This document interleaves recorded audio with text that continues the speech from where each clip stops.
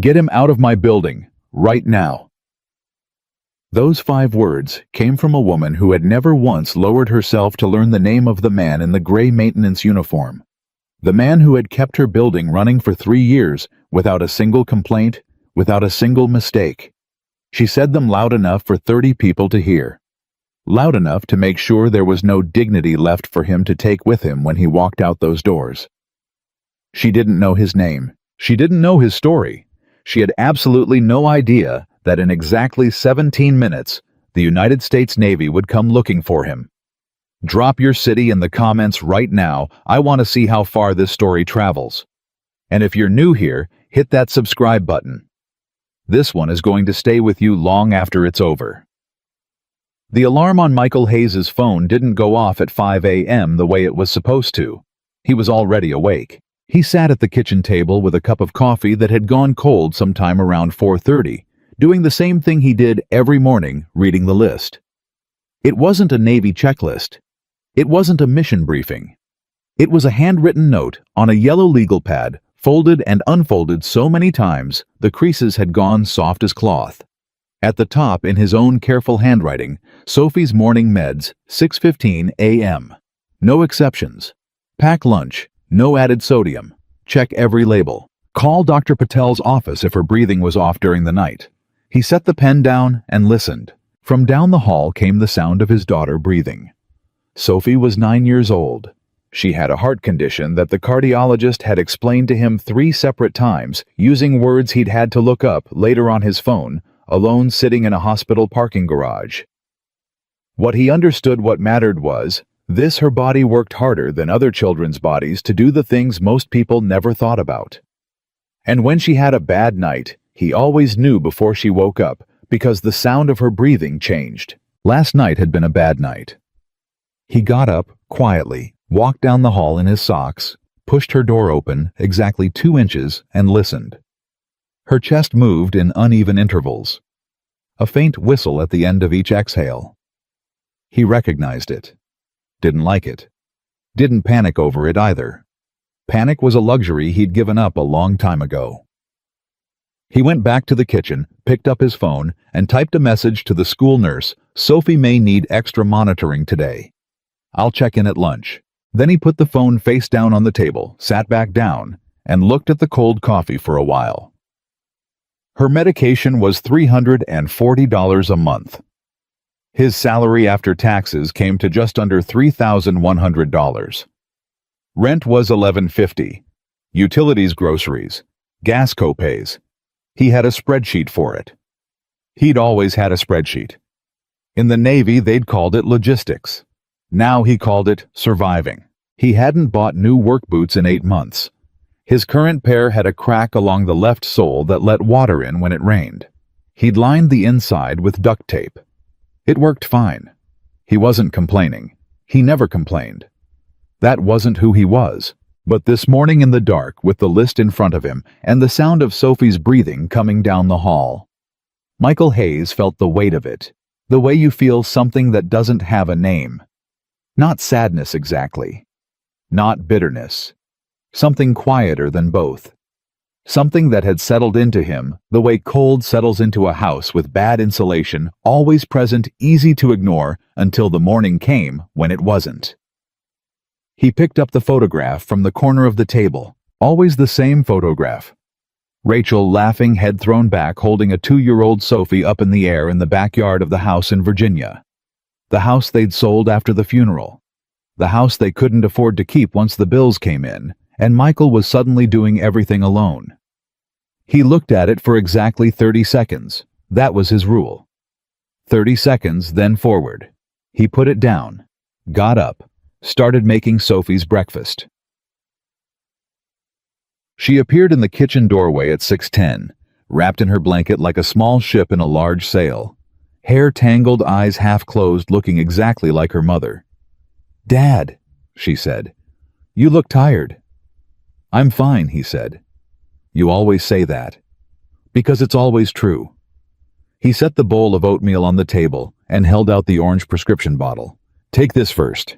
She sat down without argument. accepted the pill and the glass of water, swallowed it with the practiced ease of a child who'd been doing this longer than she should have had to. Then she picked up her spoon and looked at him with those dark, serious eyes. Rachel's eyes, both of them, that always made him feel like he was being evaluated by someone considerably older than 9. "Dad," she said, "are we okay?" He looked up from the counter. "What do you mean? I heard you on the phone last night, with the insurance people." He set the pan down, turned around, looked at her. She was 9 years old, and she had already learned to read silences the way other kids read picture books. "Sophie," he said carefully, "we're okay." "Are you sure?" "I promise." He dried his hands. "You know what your job is today?" She waited. "Go to school, ask Mrs. Patterson for help if you need it. Don't try gym if your chest gets tight, and eat your lunch." He pointed at her bag. "All of it, not just the crackers." She rolled her eyes with the magnificent, world-weary efficiency of a 9-year-old who had heard this speech 47 times. "I know, Dad." "Tell me you know." "I know, Dad." He nodded. He picked up his canvas work duffel, the same gray bag he'd carried since his last deployment, and paused at the door. "I'll be home by 6:30. I'll make the pasta you like." She looked up from her oatmeal. "With real cheese, not the stuff in the green shaker." "With real cheese." And she smiled. It was worth everything, that smile. Every cracked boot sole, every spreadsheet, every insurance call, every cold cup of coffee in the dark before sunrise. Everything he'd walked away from and everything he'd walked into. All of it worth it for one completely unremarkable smile from a girl in a blanket who looked like her mother. He walked out the door. He'd worked at Harrington Waterfront Properties for 3 years, 2 months, and 11 days. Not that he counted. He just remembered details.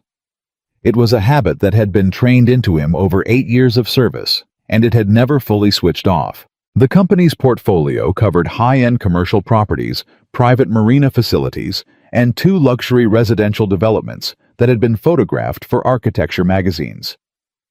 The lobby had a fountain. The lobby had a fountain that Michael had repaired 4 times since he'd started, and not one person had ever asked him where he'd learned to fix it. That was fine. He wasn't there to be asked about his history.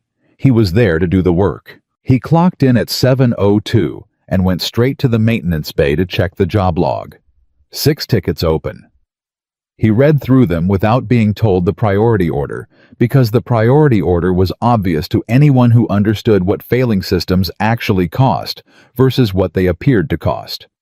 He started with the server room. The access panel in the server room had been flagged 3 days ago by him informally to his supervisor, Derek Collins, who'd said he'd get to it when he got to it.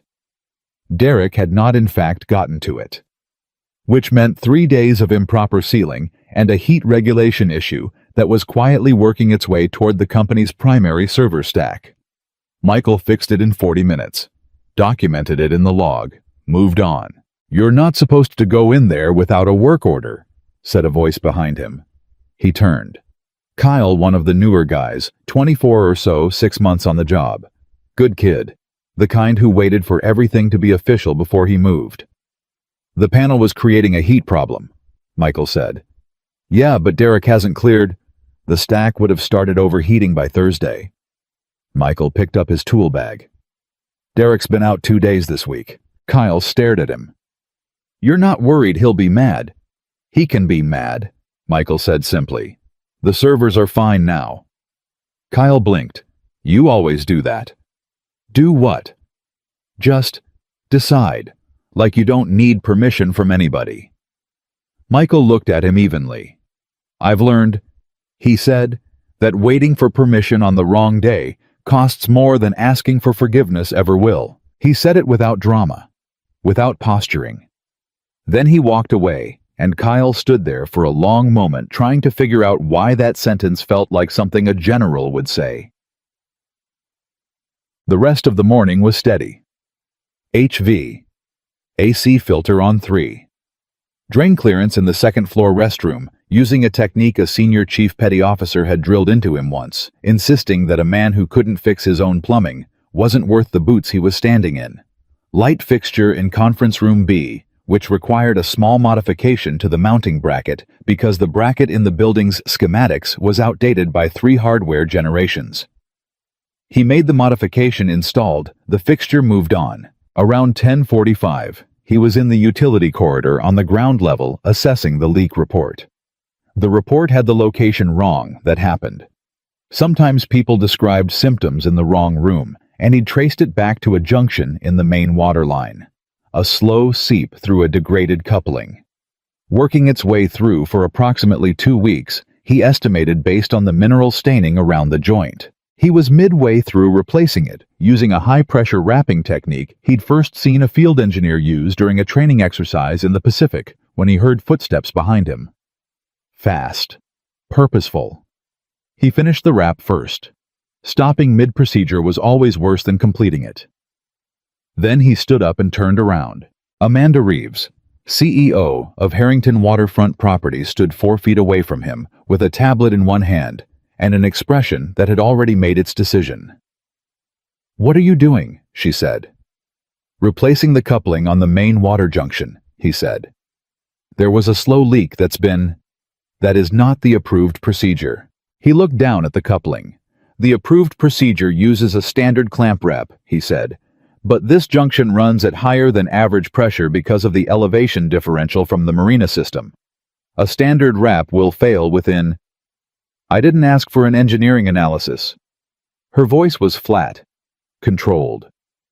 "I asked what you were doing. That technique is not in the maintenance manual." "No, ma'am," he said. "It isn't." "So you're using an unauthorized procedure." "I'm using one that works better," he said. "The approved procedure isn't rated for this pressure differential. I can show you the variance in the original spec documentation.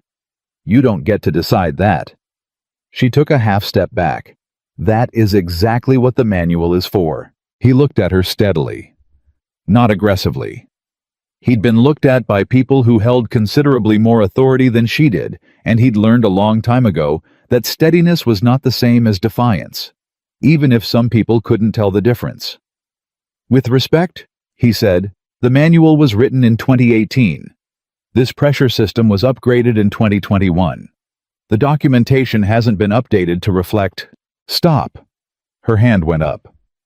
"I don't know who told you that you had the latitude to improvise on authorized building systems, but that ends right now." She raised her voice not significantly, but enough. Enough so that the 2 employees who'd stopped behind her in the corridor could hear every word. And Michael understood in that moment that she was no longer speaking to him alone. She was making a demonstration. "This is exactly the kind of liability issue I've been addressing," she said, still looking at him, projecting outward. "Unauthorized procedures on pressurized water systems. This is why we have protocols." He didn't respond. There was nothing useful to say that she was prepared to hear. "What's your name?" she asked. "Hayes," he said. "Michael Hayes, maintenance level 2. She looked at the tablet, scrolled, looked back at him. 3 years. "Yes, ma'am. And in 3 years you never thought to bring a procedure suggestion through proper channels through your supervisor." He had thought about it. He'd brought 3 separate issues to Derek over 18 months. Suggestions, small improvements, documentation gaps he'd noticed. Derek had listened each time and done nothing. That was Derek's way. Not cruel, just inert. He didn't say any of that. "I'll take that as a no," she said, reading his silence the way people read things when they've already decided what they say. She looked at the tablet one more time, and then she looked at him, and he could see the decision finalizing in her eyes. Not based on the coupling or the pressure specs or the documentation. Based on what she saw when she looked at him. A man in a gray maintenance uniform. Older. Working in a utility corridor. Using a technique she didn't recognize. She had sorted him. And she was done. "Come with me," she said. Ted, he knew what was coming. The part of him that had been trained to read situations the way other people read street signs understood what was about to happen the moment she raised her voice in front of those 2 employees. But knowing didn't make it easier to stand inside it. She walked him to the lobby. The main lobby. The one with the fountain he'd repaired 4 times. There were, by Michael's count, 31 employees in or passing through when Amanda Reeves stopped in the center of the space and turned to face him. "Effective immediately," she said at full volume. "Mr. Hayes is no longer employed by Harrington Waterfront Properties." The lobby went quiet. Not gradually, immediately. "He has demonstrated a pattern of disregarding authorized procedures and using unauthorized methods on building systems. This creates liability for this company, for our clients, and for our insurance carriers. This is not acceptable and will not be overlooked." Michael stood straight, kept his face still. He was aware acutely precisely of 31 people watching him. Several had stopped mid-step. A few had phones out. He noticed everything. He always noticed everything. That part of him never turned off. "Security will escort Mr. Hayes from the building," Amanda said. She looked past him to someone behind him. "Please collect all company property badge, keycard, access fob, and see him out." A hand touched his arm. Gentle. Earl, the security guard. A man Michael had helped jumpstart his car in the parking garage on a rainy Tuesday 3 months ago, was trying to be decent about this. Earl's expression said he was sorry. His grip was barely there, more gesture than force. Michael didn't move. Not yet. "Ms. Reeves," he said. His voice was quiet, even. The lobby was so still that 31 people heard it without difficulty. She turned back. "I understand your decision," he said. "I'll leave without any trouble."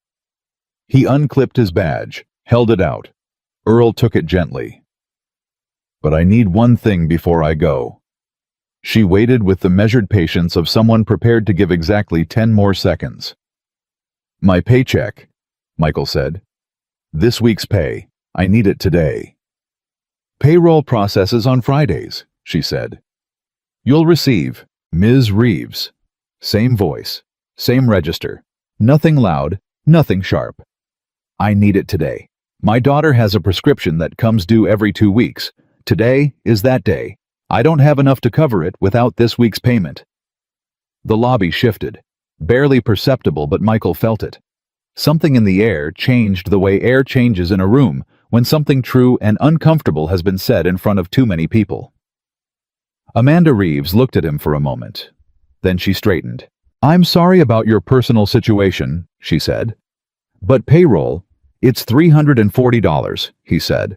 "I can bring you the pharmacy receipt. I can bring the prescription documentation. I'm not asking for charity. I'm asking for pay I have already earned." "Mr. Hayes." Her voice closed like a door. "I've made myself clear. Earl will see you out." And that was it. Earl's hand was back on his arm, careful, apologetic, doing his job, and Michael went. He walked through the lobby, past the fountain he'd fixed 4 times, past 31 people who watched him leave and said nothing, and he kept his shoulders back and his chin level and his face still, because he was a man who had held himself together under conditions most of the people in that room could not have imagined, and he was not going to come apart in front of a woman who had dismissed him without ever once asking him who he was. He walked through the glass doors, out into the morning. The doors closed behind him. He stood on the sidewalk outside Harrington Waterfront Properties with his canvas duffel bag and his cracked work boots and $43 in his checking account. He took out his phone, looked at the pharmacy's number in his contacts, stared at it for a long moment. Then he put it back in his pocket. He sat down on the concrete bench near the entrance and looked out toward the water. 2 gulls were working a current about 50 yards out, tilting and adjusting without any visible effort, as if balance in the wind were something that came naturally. Michael watched them and did the thing he'd taught himself to do in the hardest moments in dark water, in foreign airspace, in hospital waiting rooms with bad fluorescent lighting. He breathed, counted, held still. He thought about Sophie's smile at the breakfast table. He thought about the pasta he'd promised her. He thought about a yellow legal pad folded soft as cloth that began Sophie's morning meds 6:15 a.m. No exceptions. He didn't feel sorry for himself. That wasn't who he was. He felt the weight, the one without a word. The one that lived in the bones, and he sat with it, the way you sit with things that are true. Invisible, just like he'd been for 3 years, 2 months, and 11 days. That is how it should have ended. A quiet man on a concrete bench carrying a weight that no one around him knew existed. But 4 miles away, in a secure communications facility, an encrypted signal had just been authenticated by 2 separate officers, and a man with silver eagles on his collar had picked up a phone and spoken a name that Michael Hayes had not heard spoken aloud, not by anyone, not in public, in over 4 years. Not Hayes. Something else. A designation. A call sign that existed only in classified files, and in the memory of the men who had operated alongside him in places that were never officially acknowledged by anyone in any government document. The officer set the phone down, looked at the man across the desk from him. "Find him," he said quietly. "We need him right now." 10:49 in the morning. Michael Hayes was still sitting on that concrete bench when his phone buzzed against his leg, and for one foolish half second, some part of him thought it might be the company calling to say there'd been a mistake. It wasn't. It was the pharmacy. "Mr. Hayes, this is Denise over at Carter's Pharmacy. I'm calling about Sophie's refill. It's ready whenever you want to come grab it." "Okay," he said. "Thank you. The insurance came back the same as last time, so your portion's 340 even." "Right. You want me to hold it? I can hold it till close." He looked out at the water. The gulls were gone.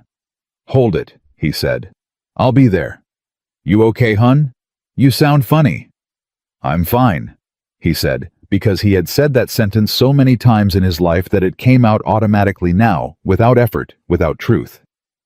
"Thanks, Denise." He hung up and sat there with $43 in his checking account and a promise in his chest that he had no idea how he was going to keep. Inside the building 100 feet behind him, Amanda Reeves was already in the elevator. Her assistant, a nervous 26-year-old named Priya, stood beside her holding a tablet and staring straight ahead. "That was uncomfortable," Amanda said. "Yes, but necessary. You understand that, don't you? If you let one person improvise on a pressurized system, you've told the whole building they can improvise." "Yes, ma'am." "That's how people get hurt. That's how companies get sued." "Yes, ma'am." Amanda glanced sideways at her. "You think I was harsh?" Priya hesitated exactly 1 beat too long. "I think," she said carefully, "the paycheck part is going to get talked about." Amanda's jaw tightened. "Payroll runs Friday. I don't get to break federal wage timing rules because someone tells me a sad story in a lobby." "He didn't ask you to break a rule," Priya said so quietly it was almost nothing. "There's an emergency disbursement form. Legal set it up 2 years ago." The elevator hummed. Amanda didn't answer, but her eyes moved just slightly, the way eyes move when a person has just been handed a fact they would rather not have been handed. 10:56. 4 miles inland, in a windowless room in a federal building that did not have its function listed on any public directory, a Navy captain named Ross Delaney was standing over a table with both hands flat on it, looking at a photograph he had not looked at in 4 years. "You're sure?" he said. The lieutenant commander beside him nodded. 94% confidence on the facial match. Payroll records confirm. He's been in the same city the whole time. "Doing what?" "Maintenance technician, sir. Commercial property company down on the waterfront." Delaney did not move for several seconds. "Say that again?" "Maintenance technician." "For how long?" 3 years. Delaney straightened up slowly and let out a breath that had something like grief in it. 3 years, he said, "and nobody thought to tell me." "He didn't want to be found, sir. He filed the paperwork. Full separation, no reserve status, no contact list. He asked to be left alone. I know what he asked for." Delaney's voice cracked once, just once on the word asked, and then it went hard again. "Get the airframes up, now, and somebody get me an address. Sir, protocol says we route through—" "Protocol has gotten 4 men killed in 9 days, Delaney said. "I'm done with protocol. Get me the aircraft." 11:02. Michael stood up from the bench. He'd made a decision the way he always made decisions, which was quietly and without any visible ceremony. He was going to walk to the pawn shop on 9th. He had his father's watch in the duffel. He carried it everywhere, had for 11 years, since the day they lowered the man into the ground at Arlington. It was worth maybe 400. Maybe less. It would be enough. He didn't let himself think about it too long. Thinking about it too long was how a man talked himself out of doing what needed doing. He'd taken maybe 6 steps when he heard someone call his name. Michael? Hey, Michael. Kyle came out through the glass doors at a jog, still in his work polo, red-faced, breathing hard. Hey, hold up. Michael stopped. You should go back inside. I don't care. Kyle, I don't care. The kid stopped in front of him, and his hands were shaking, and he looked younger than 24 just then. That was wrong. That whole thing. In the lobby. In front of everybody. It's done. It's not done. You didn't do anything. Kyle's voice went up. You fixed the thing. You fix everything. You fixed the fountain. You fixed the server room. You fixed my car. That was Earl's car. You fixed Earl's car and mine. You fixed everybody's everything, and she... He stopped, swallowed.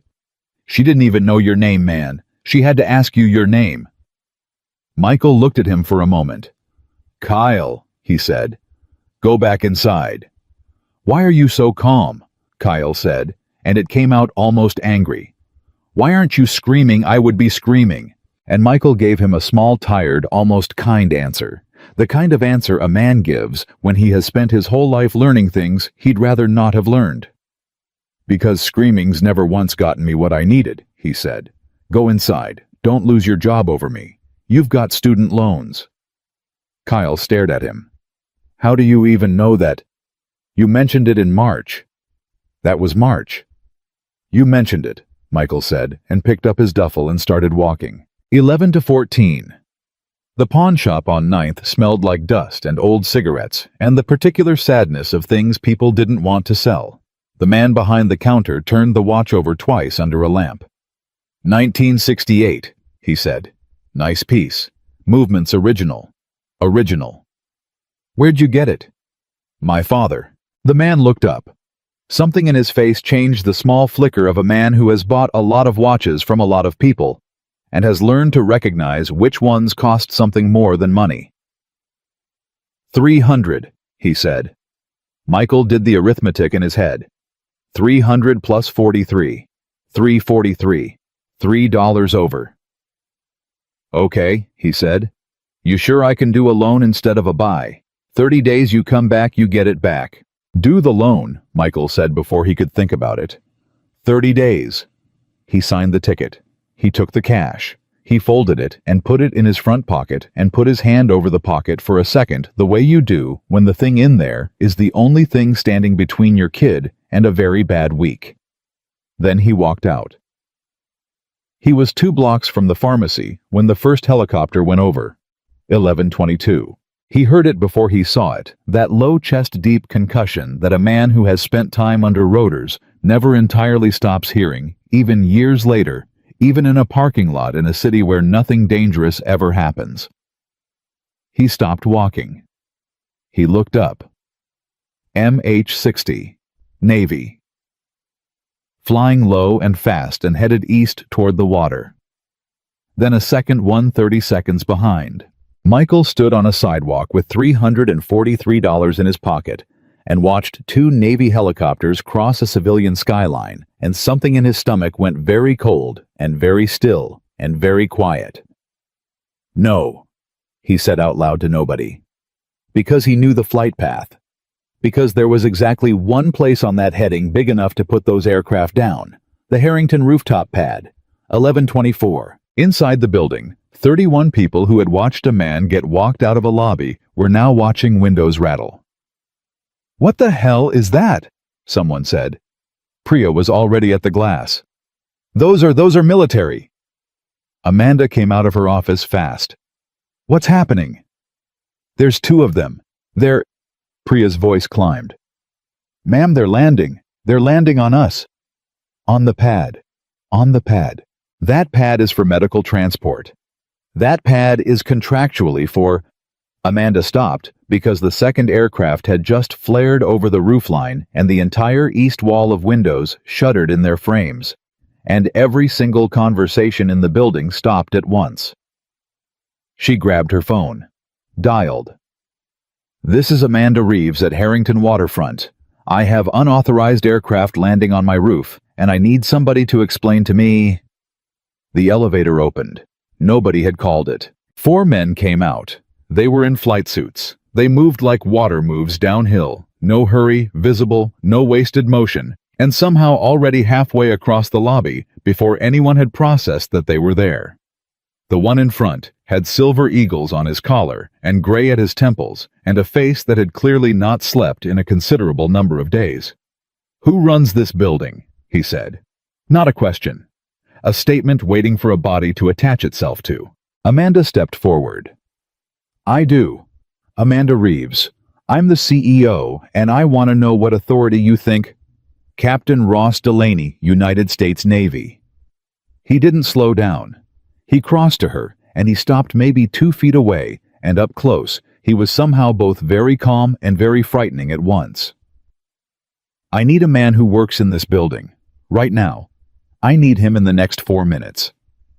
Amanda blinked. "Who?" Delaney said a name. It wasn't Michael. It wasn't Hayes. It wasn't a name anybody in that lobby had ever heard, and it landed in the room like a stone, dropped down a well. 3 syllables, hard. Consonants. A call sign, not a name. And the sound of it made 2 of the men behind Delaney straighten up half an inch without meaning to. Amanda stared at him. I don't have anybody by that name." "Yes, you do." "Captain, I have 410 employees, and I promise you..." "Maintenance," Delaney said. "Level 2. 3 years." And the entire lobby went so quiet that Priya could hear the fountain. 11:27. Nobody moved. Then, from somewhere near the security desk, a voice said very small, "Michael." Delaney turned his head.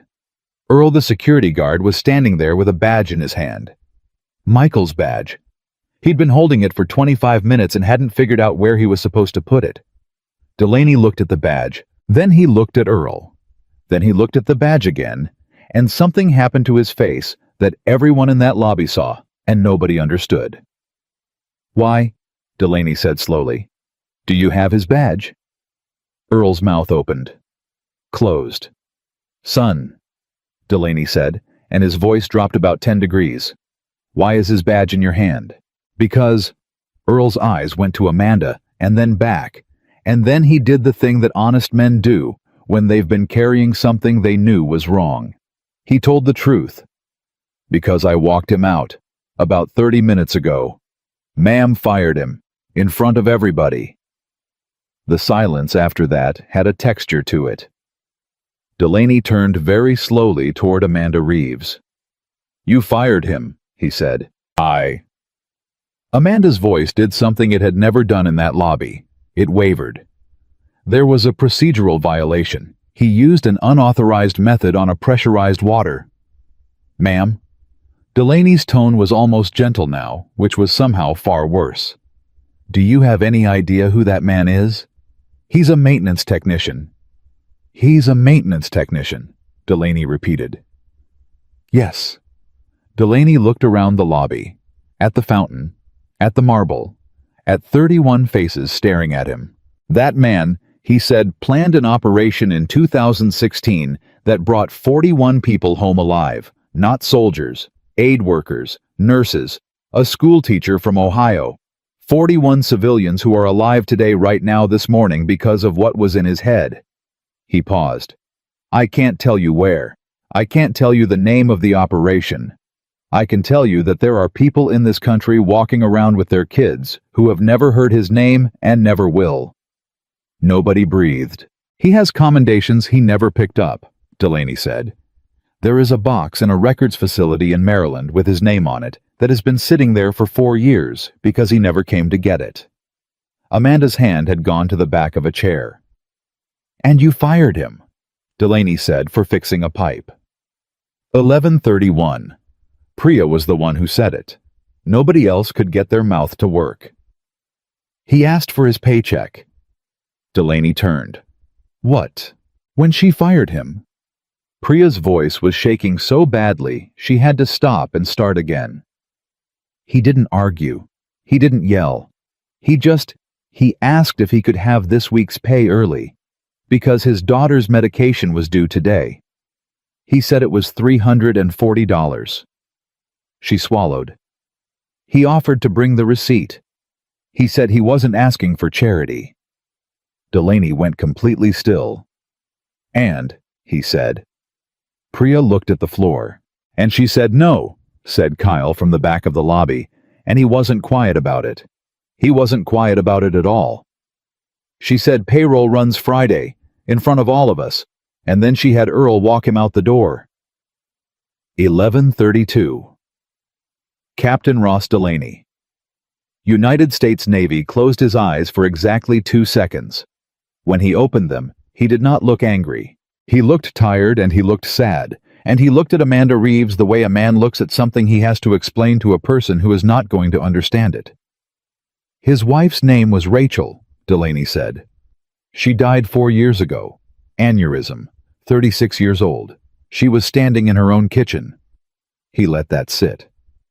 He was overseas. Took him 19 hours to get home. His daughter was 5. Amanda's mouth moved. Nothing came out. He put in his separation papers 11 days later, Delaney said. I sat across a desk from him and I begged him not to. I told him he was one of the best strategic minds I'd worked with in 31 years of service. I told him we needed him. He shook his head slowly. You know what he said to me? Nobody answered.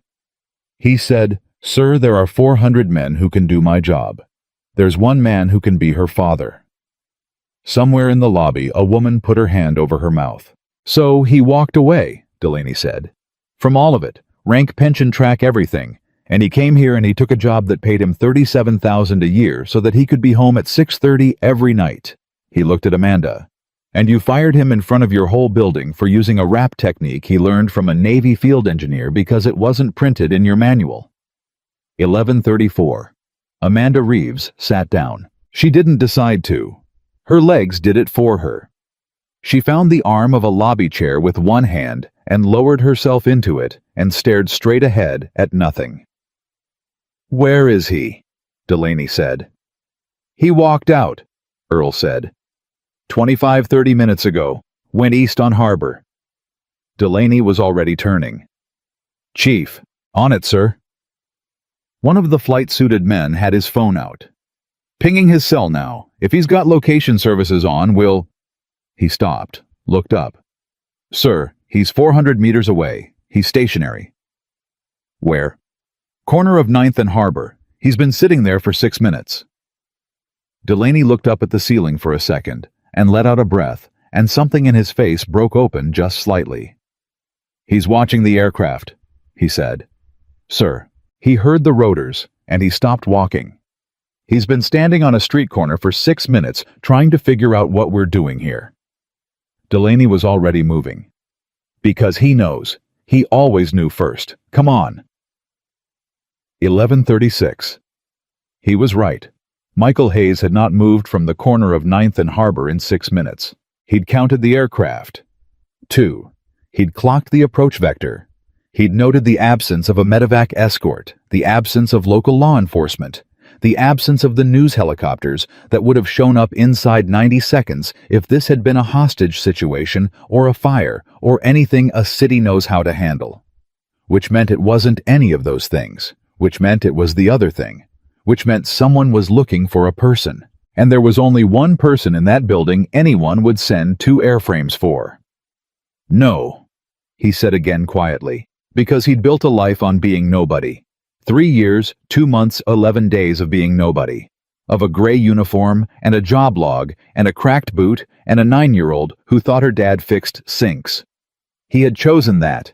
He'd bled for the right to choose that. And now they'd come and put it on the roof of his building at 11 in the morning with 31 people watching. He turned around. He started walking back. Not fast. He didn't run. He never ran. Not for this. He just walked with a canvas duffel over one shoulder and $343 in his front pocket, back toward a building he had been thrown out of 38 minutes earlier. 11:41. They met in the middle of Harbor Street. Delaney stopped about 10 feet away. So did Michael. For a long moment, neither of them said anything. Then Delaney said the name, the real one, the one from the classified files. Quiet this time, almost carefully. Michael didn't flinch, but something in his shoulders shifted. Don't, he said. I had to. You promised me. I know what I promised. You looked me in the face in Norfolk, Michael said, and his voice was still level, even still that same maddening steadiness. But there was something underneath it now, something with an edge. You looked me in the face and you said, nobody will ever come find you. I meant it, Delaney said. Then why are you here? Delaney didn't answer right away. He reached into his flight suit and took out a folded photograph and held it out. Michael didn't take it. 9 days ago, Delaney said, we lost contact with a team of American personnel, civilians and support staff, 14 people. He kept holding the photo out. We've run 3 recovery attempts. All 3 failed. We lost 4 operators doing it. 4. I wrote 3 of those letters myself, and I have 1 left to write, and I have not been able to make myself sit down and start it. Michael's jaw moved once. There are 10 people still in there, Delaney said. Right now, as of 0600 this morning, we had proof of life on 8 of them. Then send somebody who's still in. I did, Delaney said. Twice. That's how I got 4 dead men. Ross. 14 people, Delaney said. One of them is 19 years old. She's a logistics clerk from Dayton, Ohio. Her mother has called my office 11 times. Michael's hand closed slowly around the strap of his duffel. That's not fair, he said. No, Delaney agreed. It isn't. You don't get to do that to me. I know. I have a daughter. I know you do. Delaney's voice finally cracked, and he didn't try to hide it. I know. That's why I stood in that room for 11 hours before I made this call. Because I know exactly what I'm asking, and I know exactly what it cost you last time, and I know I'm the man who has no right to ask. He lowered the photo. But there's nobody else. I've been through everybody. I've been through everybody. And every single time I close my eyes, I see you standing at that map table in Bahrain, telling 4 analysts why they were all looking at the wrong river. Michael was quiet. I'm not asking you to go, Delaney said. I want that on the record. I am not asking you to get on an aircraft. I'm not asking you to carry anything, or go anywhere, or be anything you decided to stop being. Then what are you asking? I'm asking you to look at it, Delaney said. That's all. Look at it. Tell me what I'm missing. 11:46. Michael looked past him back down Harbor Street toward the glass doors of the building he'd been walked out of. They fired me, he said. I heard. In front of everybody. I heard that too. Michael's eyes came back. You know what they wouldn't give me. Delaney's face did something painful. Priya told me. $340, Michael said. That I'd already earned. Yeah. I pawned my father's watch, Ross. Delaney looked away. He was a captain in the United States Navy, and he had commanded men in places most people can't find on a map, and he looked away. I'm going to fix that, he said. No, you're not, Michael said. Don't fix it. Don't threaten anybody. Don't make a phone call. I don't want it handed to me because a man in a flight suit scared somebody into being decent. Then what do you want? Michael thought about it. 11:48. 2 things, he said. Name them. 1. I look at your intel. I don't get on a plane. I don't touch a weapon. I don't sign anything that puts me back in. I look at it. I tell you what I see, and then I go home. Done. 2. Michael's voice didn't change at all. It stayed exactly as level as it had been in the lobby, exactly as level as it had been every single time in his life that something inside him was screaming. I'm out the door by 5:15. Whatever's on that table, whatever it says, whatever it costs, 5:15 I walk. Because I promised a 9-year-old girl pasta with real cheese, and I have never once broken a promise to her, and I'm not starting today for you or the Navy or anybody else on God's green earth. Delaney stared at him. Then he nodded once. 5:15, he said. Say it back. 5:15, Delaney said. You walk. I don't argue. I don't ask twice. Michael shifted the duffel on his shoulder. Then let's go, he said. 11:52. They came back through the glass doors together. 31 people were still in that lobby. Nobody had gone back to work. Nobody had even sat down, and they watched a man in a gray maintenance uniform with a crack in his left boot walk in through the front entrance with a Navy captain half a step behind him. Half a step behind him. Everyone noticed that everyone in that room saw the geometry of it and understood what it meant, and crossed the marble floor past the fountain he'd fixed 4 times. Amanda Reeves stood up. Mr. Hayes, she said. He stopped. He turned. He looked at her, and there was nothing cruel in it, nothing triumphant, nothing that a lesser man would have let himself have in that moment. Ms. Reeves, he said. Her voice failed. She tried again. I didn't know. No, ma'am, Michael said. You didn't. And then he said the thing that 31 people would repeat to their families over dinner that night, and to their kids years later, and to people they'd never met, because it went through that lobby like a blade going through paper. But you didn't ask either. He didn't say it hard. That was the worst part. He said it the way you'd read a temperature off a gauge. Then he turned to Delaney. Where's your conference room? He said. 2nd floor, Delaney said. We're setting up now. Then let's not waste the clock, Michael said. I've got 5 hours and 23 minutes. And he walked past Amanda Reeves toward the stairs because he didn't like elevators and because he had never in his life needed anyone to wait for him. And 31 people watched him go, and not one of them said a word. Priya was crying. Kyle had both hands on top of his head.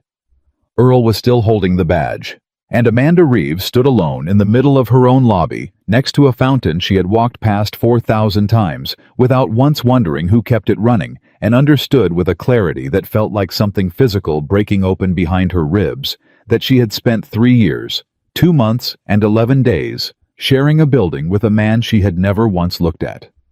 Not until this morning. And this morning the only thing she'd done was ask him his name, so she'd know what to put on the termination form.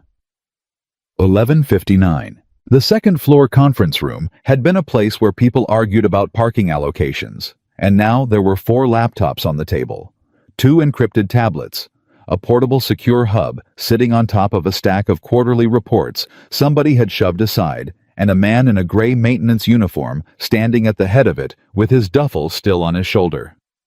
Bag down, Delaney said. I'm fine. Michael set the bag against the wall. Then he stood there and looked at the table and didn't sit. Delaney's people were still setting up. The lieutenant commander, a compact, sharp-eyed man named Ortiz, was patching a feed through, and he kept glancing up at Michael the way you glance at something you've heard about your whole career and never expected to see standing near a coffee station. Sir, Ortiz said. It's an honor. Don't, Michael said. Sir, I'm not a sir. I haven't been a sir in 4 years. He nodded at the screen. Put it up. We're still waiting on the clearance. Ross, Michael said without turning around. Put it up, Delaney said. Sir, he's not read in. Technically his access lapsed in Lieutenant Commander. Delaney's voice was very quiet. Put it up, or get out of the room, and I'll do it myself with 2 fingers and bad eyesight. The screen came alive. 12:04. Michael Hayes looked at classified intelligence for the first time in 4 years, and did not react in any way that a person in that room could see. But Delaney saw it. Delaney had watched this man work in 11 different rooms in 6 different countries, and he knew exactly what he was looking at. and he took one step back and put his hands behind his back and shut his mouth, because the single most useful thing a captain in the United States Navy could do right now was be quiet. Michael read for 4 minutes without speaking. Then he said, "Who wrote this assessment?" "Joint Analysis Cell," Ortiz said. "Out of how many people?" 9 analysts. "Over how long?" 9 days. Michael nodded slowly. "That's the problem," he said. Ortiz blinked. "Sir, 9 people looking at the same thing for 9 days is one person looking at it for 9 days," Michael said. "You didn't get 9 opinions. You got one opinion agreed with 8 times." The room went very still. 12:11. Downstairs, Amanda Reeves was standing in her own lobby with her phone in her hand and no idea who to call. Her general counsel had already told her twice not to talk to anyone. Her head of communications had said the word "clip" 4 times, and the 4th time she'd understood somebody had filmed it. Of course somebody had filmed it. 31 people in a lobby, and at least 6 phones out, and she had stood there and said, "Escort him out," in a voice loud enough to carry. She wasn't thinking about that. That was the strange part. She kept trying to think about that, because that was the thing a CEO was supposed to think about, and every time she reached for it, her mind slid off and landed somewhere else entirely. "It's $340. I can bring you the pharmacy receipt." "Ms. Reeves." Priya was standing there with the tablet she carried everywhere. "What?" "The emergency disbursement form," Priya said. "The one legal set up." She held the tablet out. "It takes 2 signatures and about 6 minutes. It's for exactly this. Medical dependence hardship." Amanda didn't take it. "He'd already been terminated," she said. "It applies to terminated employees for 90 days, Priya said. "It's in the same policy." Amanda looked at the tablet. "Have you ever used it?" she said. "Twice," Priya said. "Once for Marisol in accounting when her son had the appendix thing. Once for Dave in facilities." "Who signed those?" Priya paused. "You did," she said. "Both times. You didn't read them. They were in the Thursday stack." 12:14. Amanda Reeves put her hand flat on the marble counter of her own security desk to keep it from shaking. "Get me that form," she said. 12:19. Upstairs, Michael was still standing. "Walk me through attempt 1, he said. Ortiz brought it up. "Insertion at 0240 Local 6 operators approach from the north." "Yes, sir." "Attempt 2. Ortiz brought it up. "Also north," Michael said. "Different vector but broadly." "Attempt 3. Ortiz didn't say anything." "Attempt 3. Michael said again. "North," Ortiz said quietly. Michael turned around and looked at Delaney. "You went to the same door 3 times, he said. "There's one road," Delaney said. "Everything else is, there's one road on your map." "Michael, whose map is it?" Delaney stopped. "Whose map?" Michael said again, and there was nothing aggressive in it, and it was somehow the most frightening question anyone had asked in that room all day. "Where did you get the terrain data?" Ortiz cleared his throat. "Commercial satellite composite, sir. Supplemented with older survey files." "How old are the survey files?" Ortiz checked. He checked again. 2014, he said. 12:23. "Say that number one more time," Delaney said. 2014, sir." Michael leaned over the table. He didn't touch the tablet. He just looked at it, and his eyes moved in small increments and the room waited. "There's a dam," he said. "Sir." "There's a dam on the eastern watershed. It's in your composite. It's in the imagery, and nobody put it in the assessment because it's not tactically interesting." Michael straightened up. "When did it come online?" Ortiz typed. "Construction completed. 2019. "So your terrain survey is from before there was a reservoir," Michael said.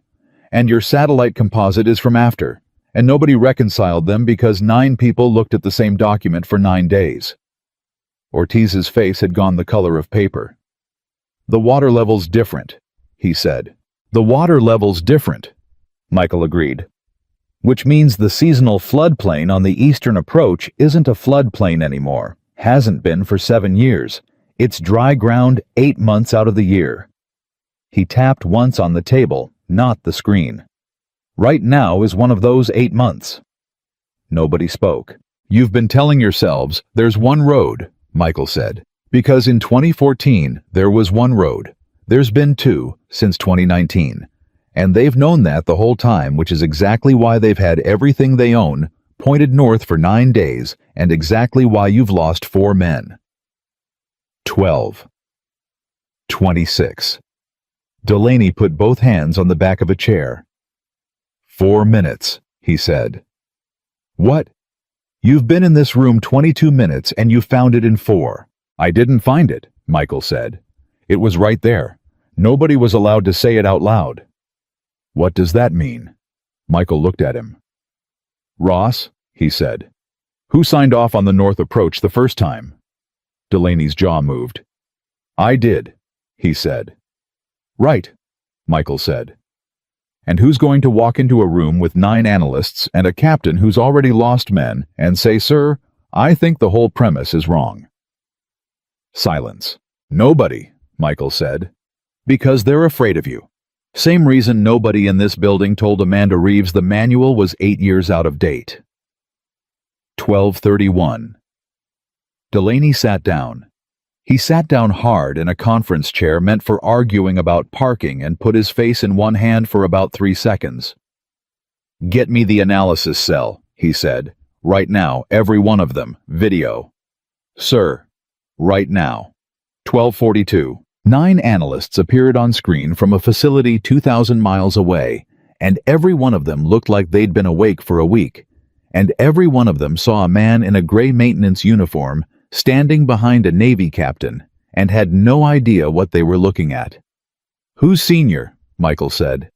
A woman raised a hand. 30s. Glasses. Kessler, sir. Ms. Kessler. Did anybody in your cell at any point in the last 9 days raise the eastern watershed? The pause was about 1.5 seconds long. It was the loudest 1.5 seconds of the entire day. Yes, Kessler said. Delaney's head came up. Who? Michael said. Me, Kessler said. When will? Day 2. What happened? Kessler's eyes flicked very briefly off camera. Then back. I was told the eastern approach was non-viable, per the terrain survey, she said, and that we'd already committed to the northern vector. Told by who? Kessler didn't answer.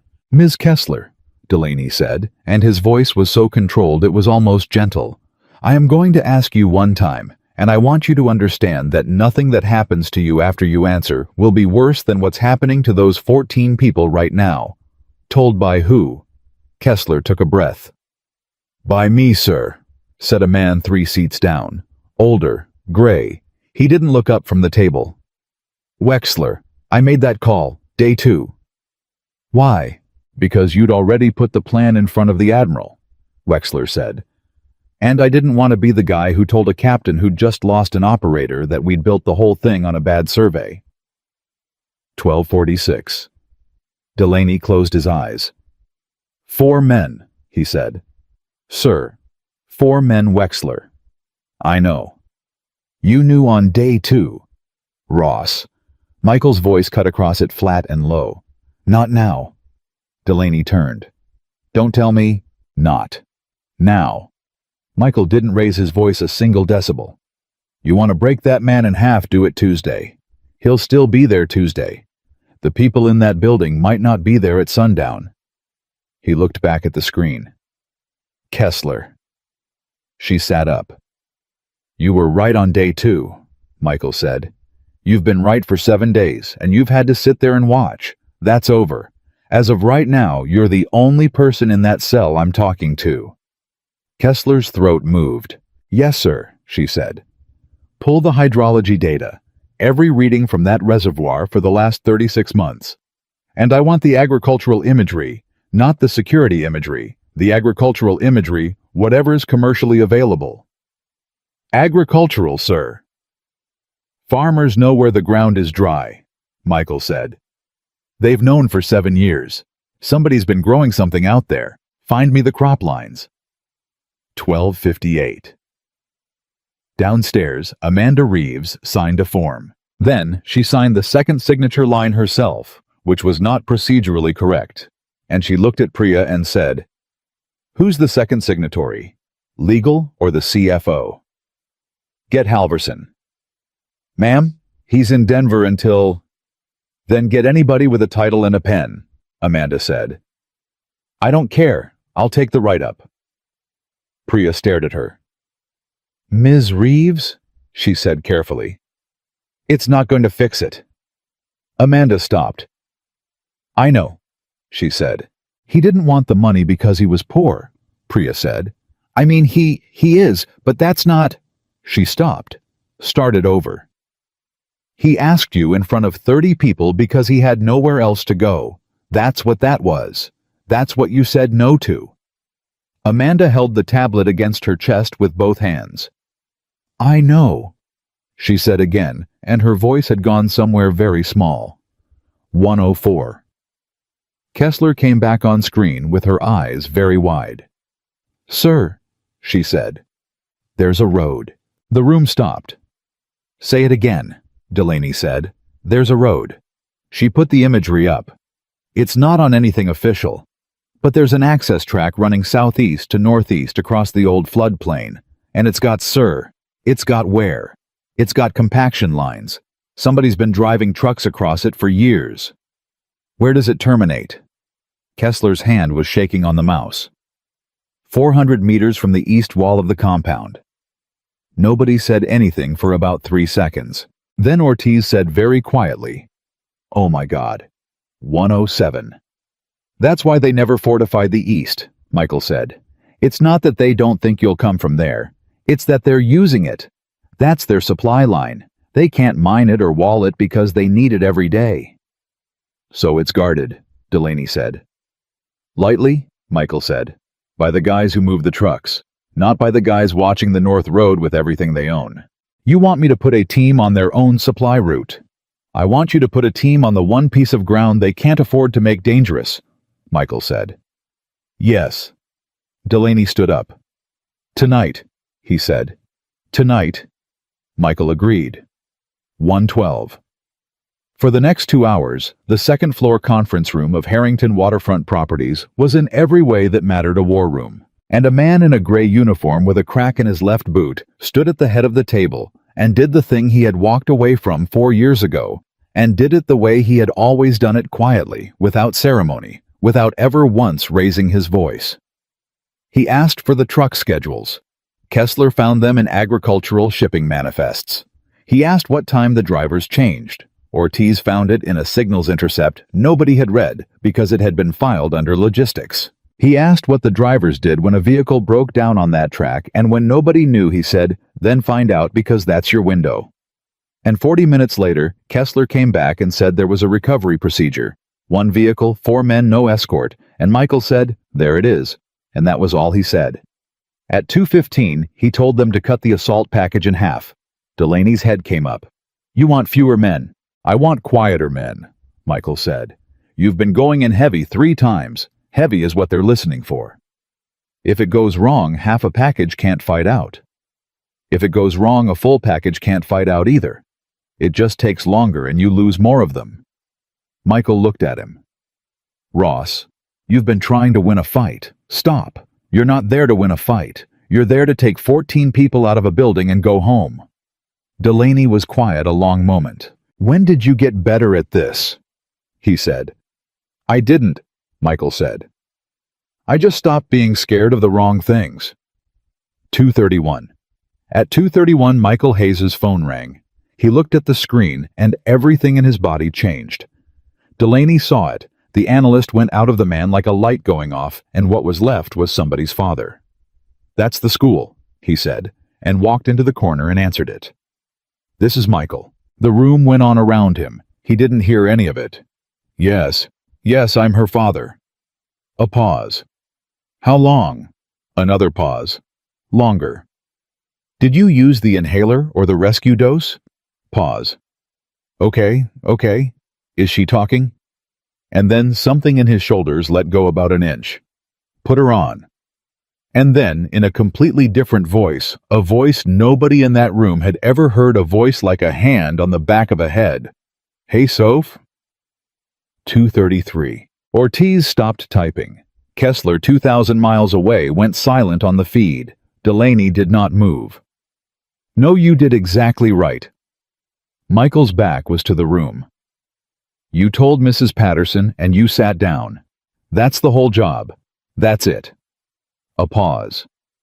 I know it's scary. I know. Another pause. Hey, listen to me. Count with me. Ready in for 4. He counted.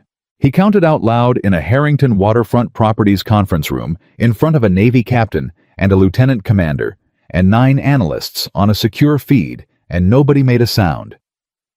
Good. Again. He counted again. There you go, he said. There's my girl. 2:36. No, he said. No, I'm at work. A pause, and something crossed his face that nobody could name. Yeah, still at work. It's a weird day. Pause. 6:30, he said. Same as always. Pause. With real cheese, he said. I already bought it. He hadn't. Delaney knew he hadn't. Michael had $343 in his pocket, and $340 of it was already spoken for, and there was no cheese. Okay, put Mrs. Patterson back on. 2:38. He listened for about 90 seconds. Then he said, No, don't send her home. There's nobody there. Let her sit in the office. She'll be okay if she's sitting. Pause. Yes, ma'am, thank you. I mean that. He hung up. He stood there facing the corner for exactly 3 seconds. Then he turned around and said, Where were we? And his voice was completely level, and every single person in that room understood all at once exactly what kind of man had been fixing the fountain in the lobby. Delaney said, Michael. Where were we? Is she? She's fine. He walked back to the table. Kessler, the recovery procedure. How long do the 4 men stay out on the track? Kessler had to clear her throat twice before she could answer. 3:04. Delaney found him alone in the hallway 10 minutes later, standing with one hand against the wall. Don't, Michael said. I didn't say anything. You were going to. Delaney leaned against the opposite wall. There's no cheese, he said. Michael didn't answer. You're going to walk out of here at 5:15 and go buy your kid's medication with $340 you got for your father's watch, Delaney said. And then you're going to go home with $3 and make her pasta, and I don't know what you're going to put on it, and I'm going to have to live with that. That's my business. You just saved 14 people, Michael. I looked at a map, Michael said. Your guys are going to save 14 people, tonight, in the dark, with their hands. He took his hand off the wall. Don't put that on me. I didn't earn that. Delaney looked at him. You know what your problem is, he said. You're the only man I've ever met who thinks he has to earn the right to be thanked. 3:52. At 3:52 they finished. Michael walked the whole thing back one more time, start to finish out loud, and asked one question at every step. What happens if this is wrong? And each time somebody answered, and each time he said good, or fix it.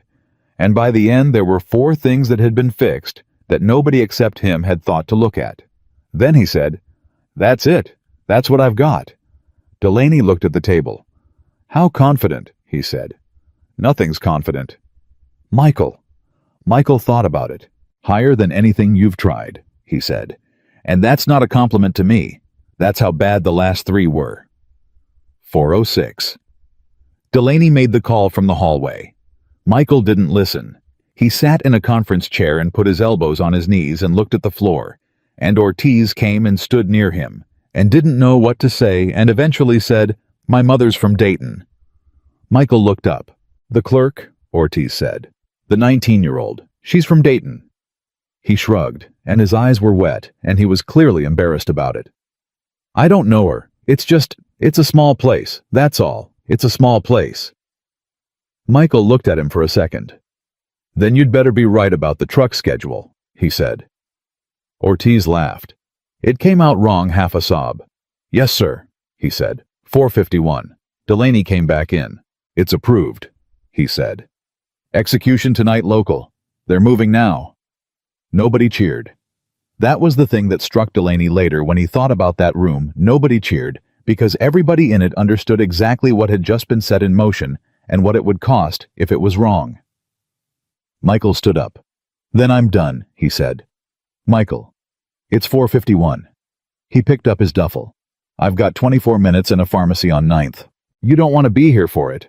Michael stopped at the door. No, he said. You don't want to know. I'll know, Michael said. One way or the other I'll know. But I'm not going to sit in a room and watch it, Ross. I did that for 8 years. I did that the night Rachel died. I sat in a room and watched a screen while my wife was on a kitchen floor 4,000 miles away, and my daughter was standing next to her. His voice never rose, not once. I'm not doing it again, not for anybody. Delaney didn't say anything. Call me tomorrow, Michael said. Tell me how it went. And if it goes bad, Michael looked at him. Call me anyway, he said. 5:09. He came down the stairs into the lobby. There were more than 31 people now. Word had gone through that building like a fire through dry grass, and there were people from floors he'd never worked on standing there not doing anything, just there. They didn't clap. Nobody clapped. Somehow everybody understood that clapping would have been the wrong thing. They just stood. And Michael Hayes walked through the middle of them with a canvas duffel over his shoulder, past the fountain, toward the doors he'd been walked out of 6 hours earlier. Amanda Reeves stepped into his path. She had a printed form in her hand, and her hand was not steady. Mr. Hayes? He stopped. This is an emergency disbursement, she said. It's your week's pay, and the next 2, and it's not... She stopped. Started again. It's not a favor. It's a policy that has existed in this company for 2 years, and I signed it twice before without reading it, and it took my assistant 11 seconds to find it this morning. 11 seconds. Her voice broke completely on the last word. That's how long it would have taken me, if I'd asked. Michael looked at the form. 5:11. Ms. Reeves, he said, please take it. I'm going to take it, he said, because my daughter needs her medicine, and I'm not too proud for that. I stopped being too proud for things a long time ago. He took it, folded it once, put it in his shirt pocket. But I want you to hear something. The lobby was so quiet. I didn't need you to know I was in the Navy, he said. That's not what today was. If those helicopters never come, I'm still standing on that sidewalk at 11 o'clock with $43, and every single thing about me is exactly the same as it is right now. Same man, same daughter, same $340. Amanda's face came apart. The only thing that changed, Michael said, is what you found out. He shifted the duffel on his shoulder. You didn't fire a maintenance guy this morning and then find out he was somebody, he said. You fired somebody, and then you found out. 5:13. He walked out. The doors closed behind him, and Amanda Reeves stood in the middle of her lobby with 400 people around her and did not move for a very long time. 5:38. At the counter of Carter's Pharmacy on 9th, Denise slid a white paper bag across and said, $340 even on. Michael paid it in cash. Then he went 2 doors down and bought a block of real Parmesan with the $3, and it was $2.81, and he put the 19 cents in his pocket. 6:26. He came through the door of a small apartment 4 minutes early. Dad. Hey, Soph. You're early. I'm early. He agreed and set the bag on the counter, and she was already climbing onto the stool, and she was fine. She was fine. She was talking. She was rolling her eyes at him already, and he put his hand on the top of her head for 1 second longer than he needed to. How was work? She said. Michael Hayes looked at his daughter. Fine, he said. 2:19 in the morning, 11,000 kilometers east, A small, quiet team came out of the dark, across a dry floodplain that wasn't supposed to exist along a truck track that wasn't on any map 400 meters from an east wall. Nobody was watching. 14 people walked out. Every one of them. Nobody fired a shot. 6:51 in the morning Eastern Time. Michael's phone rang while he was making Sophie's oatmeal. He picked it up, looked at the screen, walked out onto the small concrete balcony, and closed the door behind him. "Yeah." Delaney's voice was wrecked. "All 14, he said. "All of them. Nobody scratched." Michael stood there with a wooden spoon in his hand. He didn't say anything for a while. "Michael." "Yeah." "Did you hear me, all 14? "I heard you," Michael said. And then, from inside the apartment, a small voice yelled, "Dad, it's boiling over." And Michael Hayes said, "I have to go, Ross," and hung up on a captain in the United States Navy and went inside to take a pot off the stove. 7:02 in the morning. The oatmeal was fine. That was the thing Michael kept coming back to later. The oatmeal was fine. He got the pot off the stove in time, and Sophie ate it while complaining that the Parmesan he'd bought was the hard kind you have to scrape. And he said that was the only kind worth having, and she said that was a very old man thing to say, and he said he was a very old man. "You're 38. That's ancient." Grandpa Ray was ancient. Grandpa Ray, Michael said, would have agreed with me about the cheese. She ate. He watched her breathing without appearing to watch her breathing, which was a skill he'd developed over 4 years and had never once told anyone about. Then she said, "Dad, why'd you go on the balcony?" He rinsed the pot. "Work call." "You don't get work calls." "I got one." "You never get work calls?" She pointed her spoon at him with the terrible precision of a 9-year-old. "Nobody calls you. Ever. You always say your job is boring on purpose." Michael set the pot in the rack.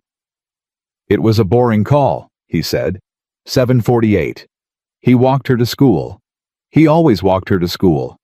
It was 1.6 miles, and he could have driven it in 6 minutes. But the walk was 22 minutes, and 22 minutes was 22 minutes. At the gate she stopped and said, "Are you going to work?" And Michael Hayes, "Nobody calls you. Ever.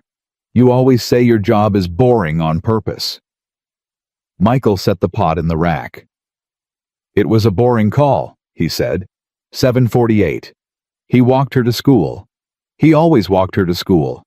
It was 1.6 miles, and he could have driven it in 6 minutes. But the walk was 22 minutes, and 22 minutes was 22 minutes. At the gate she stopped and said, "Are you going to work?" And Michael Hayes, who had not lied to his daughter in 4 years, not once, not about the mortgage, not about the funeral, not about any of it, stood there and found he had absolutely no idea what to say.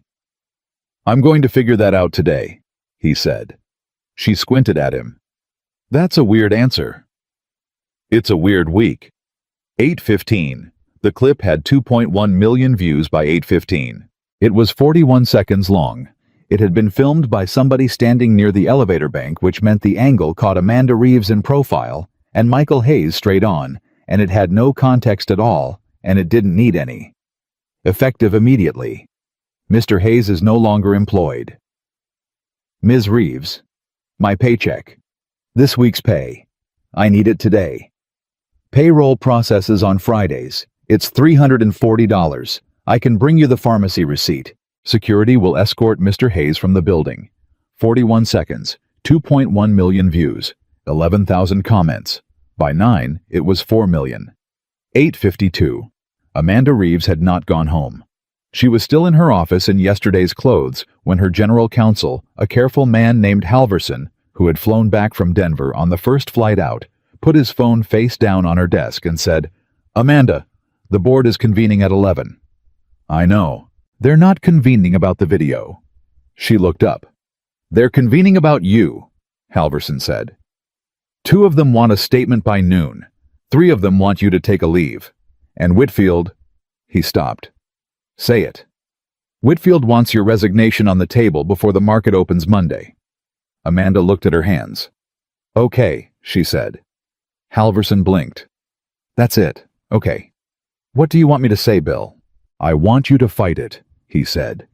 I want you to let me build you a defense because there is one. The man used a non-standard procedure on a pressurized system that is a documented liability exposure, and you acted? The manual was 8 years out of date, Amanda said. That doesn't matter. It matters to me. Halverson sat down slowly. Amanda, he said, I've known you 11 years. Do not go into that boardroom and confess. You will not survive it. Amanda looked out the window at the water for a long moment. Bill, she said, do you know what I did yesterday at 4 in the afternoon? What? I read his personnel file. The whole thing. 3 years. She turned around. There are 11 maintenance logs in there where he identified a system failure before it happened. 11. One of them is a fire suppression valve on the 4th floor that would have dumped 9,000 gallons of water into the server room. He caught it in 2019. He wrote a note. Derek Collins signed it and filed it. So there's a line at the bottom of that note, Amanda said. In his handwriting. It says, recommend annual review of manual sections 4 through 9. Several procedures no longer match installed hardware. Halverson was very quiet. He told us, Amanda said. In writing, 2019, and nobody read it, and I fired him for it 7 years later. 9:06. Michael was at the kitchen table with a legal pad when the knock came. Not the yellow one. A new page. He was doing arithmetic. The disbursement covered 3 weeks, which was 6 weeks of medication, if he was careful about everything else, and the watch ticket had 30 days on it, and 30 days was not 6 weeks, and he was trying to make 2 numbers meet that had no interest in meeting. He opened the door. Captain Ross Delaney was standing in the hallway in civilian clothes, which somehow made him look more like a captain, not less. You're not supposed to be here, Michael said. I know. How'd you get my address? Delaney gave him a look. Right, Michael said. Can I come in? No. Michael. My daughter's stuff is in there, Michael said. Her drawings are on the fridge. I don't want the Navy standing in a room with her drawings in it. That's not... He stopped. That's not personal. That's just how it is. Delaney nodded slowly. Okay, he said. Then come down to the parking lot. 9:11. They stood by a rented sedan. 14 people, Delaney said. I need to say that out loud to you one time, and then I'll never say it again. Ross? 14 people are having breakfast this morning who were not going to have breakfast this morning. Delaney's voice was rough. The clerk from Dayton called her mother at 4 a.m. Ortiz listened to it on the feed and had to leave the room. Michael looked at the pavement. Good, he said quietly. That's it? Good. What do you want me to do? Michael said. Cry in a parking lot. I'm glad. He stopped, and something moved across his face, and for 1 second, Delaney saw all the way down to the bottom of him. I'm glad, Ross. I'm glad it worked. I'm glad the kid called her mom. That's the whole thing. That's all I ever wanted out of any of it, and I never once got to see it, not one single time in 8 years, and now I don't get to see it either, and I'm glad. Delaney let that sit. Then he reached into his jacket and took out a small paper envelope and held it out. What's that? Michael said. Take it. Ross. Take it. Michael took it. He opened it. His father's watch was inside. 9:14. Michael did not move for a long time. I told you not to, he said finally, and his voice was not level.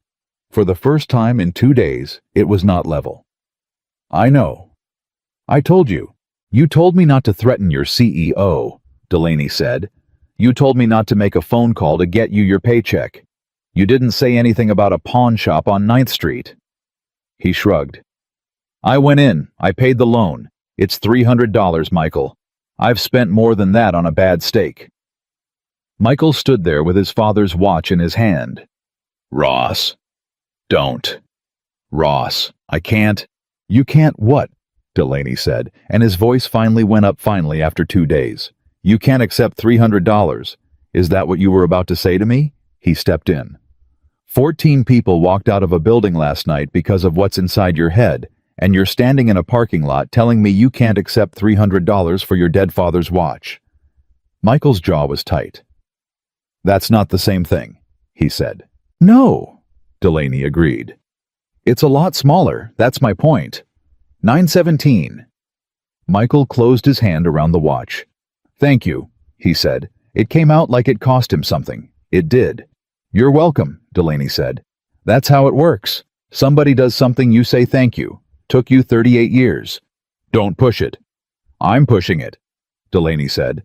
I've got about 4 minutes of pushing it left in me, and then I'm getting on a plane. He opened the car door. Stopped. Michael. Yeah.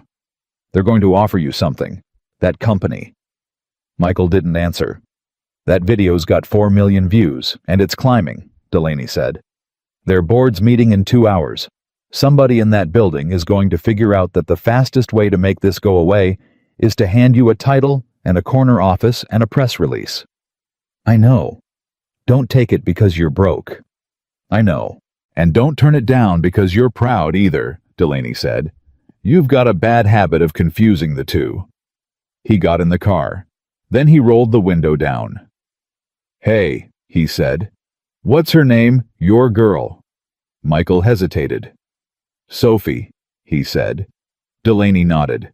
19-year-old from Dayton's name is Sophie too, he said.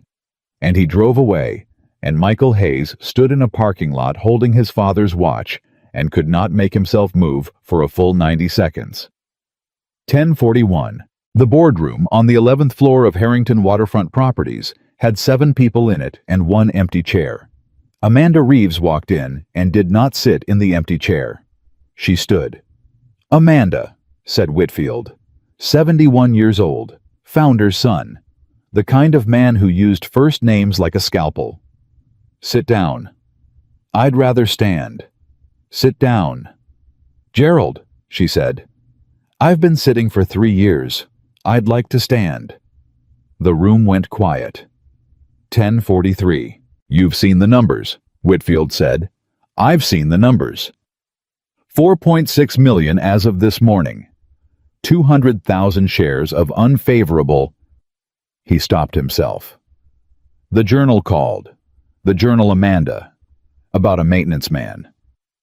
His name is Michael Hayes. I don't care what his name is. And Amanda Reeves, who had built a career on being the most controlled person in any room she entered, heard those 5 words and felt something in her chest go through the floor. Say that again, she said. Whitfield frowned. What? Say that again, Gerald. What you just said. I said I don't care what his... That's the whole thing, Amanda said. That's it. That's the entire thing right there in one sentence, and you just said it out loud in front of 6 people. 10:46. Nobody moved. You want to know what I did, Amanda said. You want the actual answer, not the legal one? Amanda Halverson started. I saw a man in a gray uniform, she said, in a utility corridor, doing something I didn't recognize. And in about 1.5 seconds, I decided who he was, and then everything after that was me defending a decision I'd already made before he opened his mouth. She put both hands on the back of a chair. He tried to explain. He tried 3 times. He had the actual answer. He was right, Gerald. He was completely, technically, provably right. And the manual was wrong, and he'd told us that in writing in 2019, and every single time he started to explain, I cut him off. Because I wasn't listening to him. I was listening to the uniform. This is a liability confession. It's the truth. The truth is going to cost this company $11 million. Then it costs $11 million, Amanda said. 10:51. Whitfield sat back. You're finished, he said. You understand that? Probably. Not probably, you're finished. I've got the votes. Then take them, Amanda said. Take the vote. I'll sign whatever you put in front of me, and I'll walk out of here today. She straightened up. But before you do, I want you to do one thing for me, Gerald. One thing. And then I'll go quietly, and you'll never hear my name again. What? Go downstairs, she said. Go down to the second floor. Go to the maintenance bay and find the man who runs it and ask him what his name is. Whitfield's face did something complicated. His name is Derek Collins, Amanda said. He's been here 9 years. He has a wife named Carol and a bad back and a son at community college. He signed 11 notes from Michael Hayes and filed all of them and never read one. She picked up her bag. You didn't know that. I didn't know that either. I had to look it up yesterday at 4 in the afternoon like a stranger reading about my own company. 10:54. She got to the door. Then she turned around. 4 million people watched that video, she said. You know what they're actually angry about? It's not that I fired him. Companies fire people every day. Nobody makes a video about that. She looked at the 7 of them. They're angry because a man stood in a lobby and asked for money he'd already earned so he could buy medicine for his kid, and a woman in a good suit said no in front of 30 people and then went upstairs and didn't think about it again for 4 hours. Halverson closed his eyes. Every one of those 4 million people has been that man, Amanda said. Or their father was, or their brother was, or they were once a long time ago and they never told anybody about it because it was too humiliating. Her voice finally went. That's what they saw, Gerald. They didn't see a maintenance technician. They saw themselves, and they watched me look right through him. She opened the door. I'll be in my office, she said. Send somebody up with the paperwork. 11:02. But nobody came up with the paperwork. 11:30 came and went. 12. 1. At 1:40, Halverson knocked and came in and stood there with a strange look on his face. They didn't vote, he said. Amanda looked up. What? Whitfield called for it. He didn't get it. Halverson sat down heavily. Marcus Tan said no. Then Ellie Vance said no. Then Rosen said he wanted to think about it, and Whitfield lost the room. He rubbed his eyes. Tan said something. I wrote it down because I couldn't believe it. What did he say? Halverson looked at his notepad. He said she's the only person in this building who's said out loud what all of us did. Amanda sat very still. That's not absolution, Halverson said. You understand that. That's a stay of execution. You've got maybe 6 months, and every single one of them is going to be watching you. I know. Amanda. He leaned forward. What are you going to do? 2:19. The knock on the apartment door came at 2:19. Michael opened it. Amanda Reeves was standing in the hallway in a coat that cost more than his rent, holding absolutely nothing. No folder, no tablet, no form. Ms. Reeves, I'm not here to offer you your job back, she said. Michael waited. I'm here because I need to say something, and I couldn't do it in that lobby with 400 people watching, because if I did it there, it would have been a performance, and you would have known it was a performance, and you'd have been right. She swallowed. So I'm doing it in a hallway where nobody can see it. Is that all right? 2:21. Michael looked at her for a long moment. Say it, he said. I'm sorry. Okay. No. She shook her head. No, that's not, I've said that already. I said it yesterday and it was garbage. Let me do it right. She took a breath. I didn't fire you because of the coupling, she said. I want you to hear that from me out loud, because I think you already know it, and I think it would be worse if I pretended otherwise. The coupling was the excuse. I fired you because I walked into a corridor and saw a man in a gray uniform and decided in about a second and a half that you were the kind of person who wouldn't have anything to teach me. Her voice was shaking. And then you tried to teach me 3 times, and every time you opened your mouth, I heard the uniform instead of the sentence. Michael didn't say anything. And then you asked me for $340, she said. And I said no. And I want you to know that I've replayed that 11 or 1,200 times in the last 30 hours, and the part that I can't get past isn't that I said no. Her face broke. It's that it didn't cost me anything to say no. It didn't even register. I said it, and I got in the elevator, and I complained to my assistant that the whole thing had been uncomfortable. 2:24. Michael stepped out into the hallway and pulled the door most of the way shut behind him. "Ms. Reeves," he said. "Amanda." "Ms. Reeves," he said again, not unkindly. "Can I tell you what the actual problem is?" She nodded. "It's not that you didn't know I was in the Navy," he said. "I want to be really clear about that, because I think that's where everybody's landing and everybody's wrong. If those helicopters never come, everything I said to you in that corridor is still true. The manual was still wrong. The rap was still right. I was still standing there at 11 o'clock with $43. He looked at her. "The Navy didn't make me right. I was already right. The Navy just made it loud." Amanda put her hand against the wall. "That's what's eating you," Michael said. "It's not that you fired a hero. It's that if the helicopters hadn't come, you'd have never thought about me again. And you know that about yourself now. And you can't unknow it."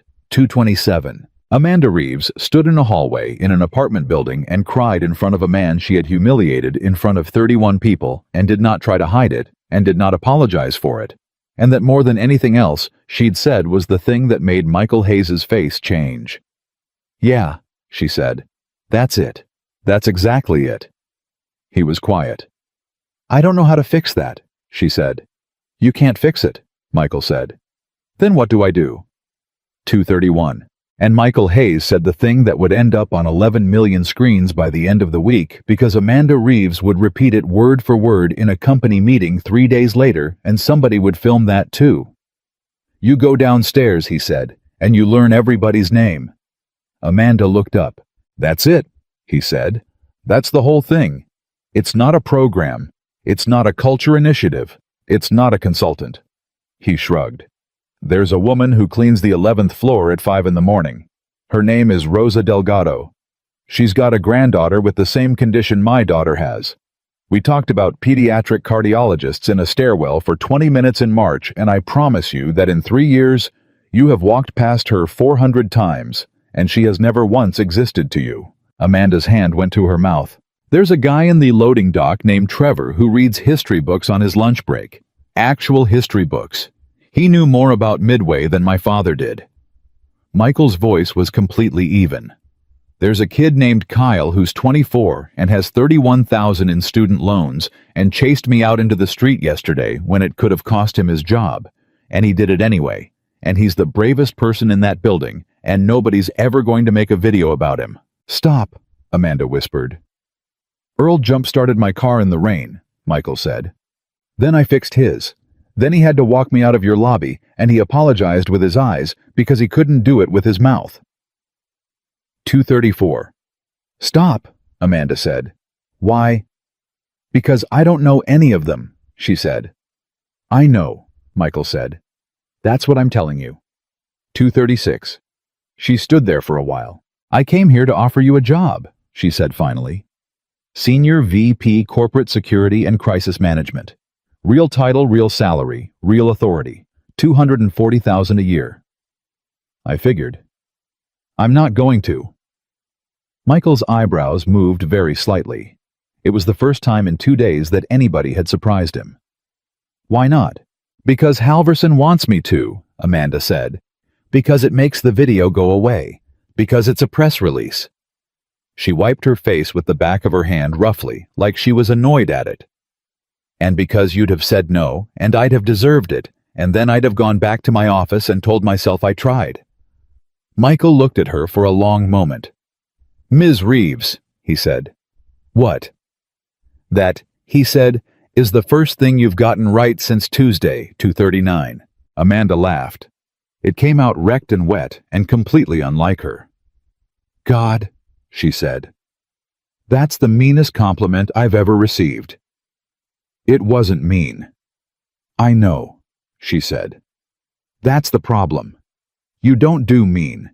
It'd be so much easier if you did mean." She straightened her coat. "I'm going to go learn 410 names," she said. "It's going to take me a year and I'm going to be terrible at it, and half of them are going to think it's a stunt." "Some of them will be right," Michael said. "Yeah." "Do it anyway." 242. She got to the elevator, pressed the button, then she turned around. "Mr. Hayes?" He was still in the hallway.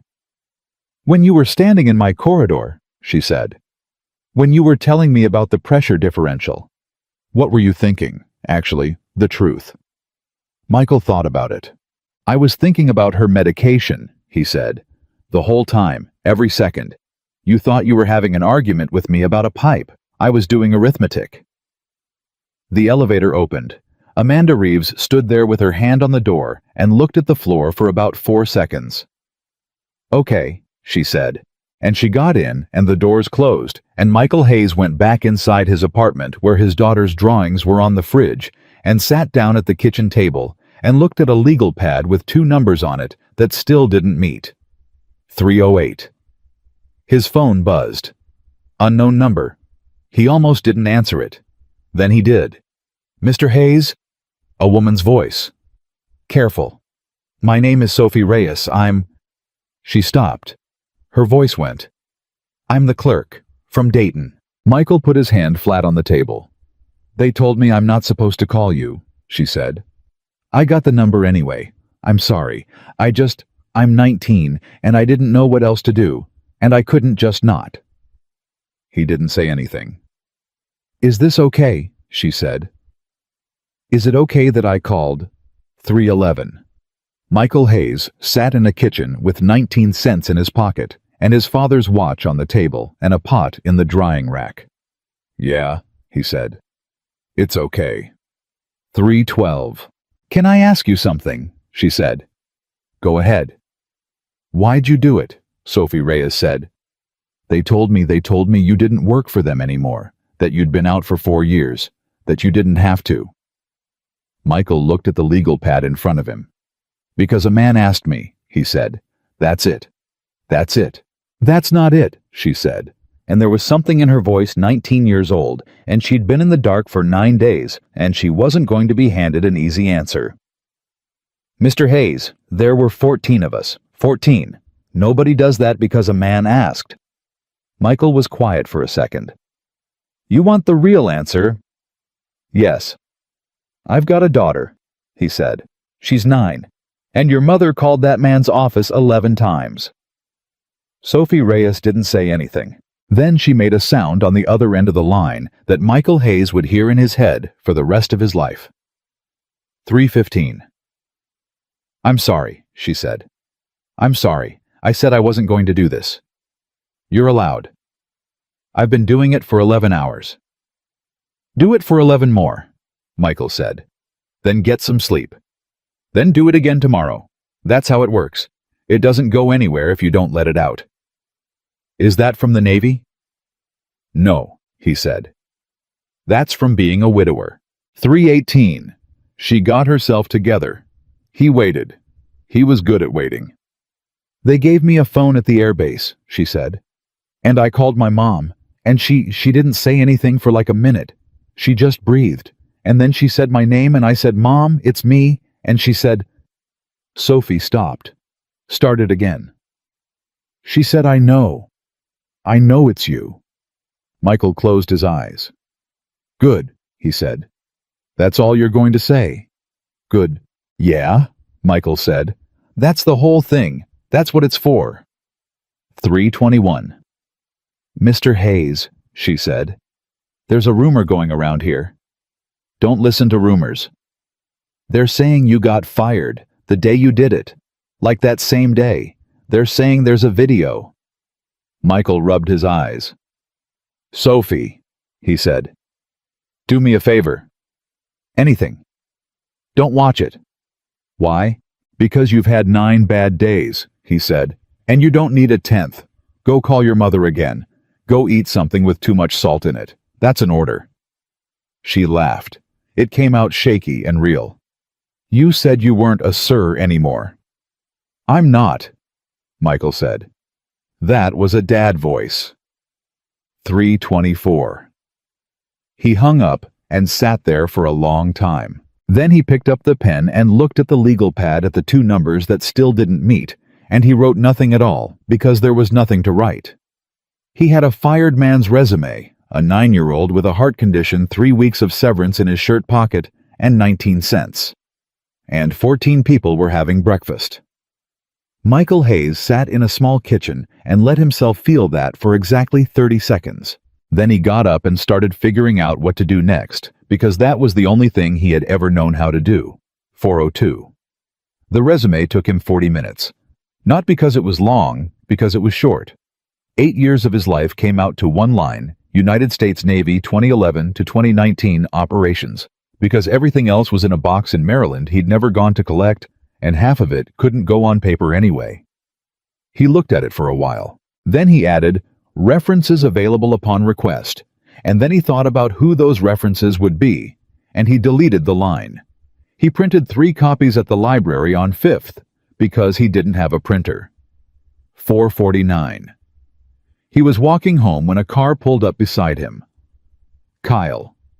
Leaning across the passenger seat with the window down and an expression on his face like a man who'd been driving around looking for somebody for an hour, which was exactly what he'd been doing. "Get in," Kyle said. "Kyle." "Michael, get in the car. I'm 8 blocks from home." "Get in the car, man. I've been driving around this whole neighborhood like an idiot." Michael got in the car. 4:51. "I quit," Kyle said. Michael turned his head. "What?" "This morning, 9:30. Walked into Derek's office and put my badge on the desk." Kyle's hands were tight on the wheel. "I couldn't do it, man. I couldn't walk past that fountain one more time. I couldn't." Michael was silent for 3 full seconds. "Kyle," he said, "how much do you have in savings?" Kyle didn't answer. "How much?"